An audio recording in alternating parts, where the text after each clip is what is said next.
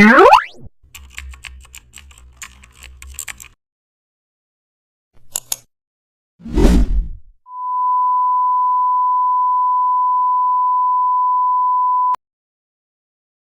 back to the channel. Don't forget to like, share and subscribe for more updates. Today we are explore how to create modern poster layout using custom shapes. Click file and select new file in the Photoshop. Then create 2000 by 22,500 canvas. Select rectangle tool from toolbar. Drag a large rectangle covering half canvas. Change rectangle color from top bar. Duplicate rectangle using Ctrl plus J. Resize second rectangle smaller. Change its color slightly darker. Now select type tool. Type your headline text. Increase font size.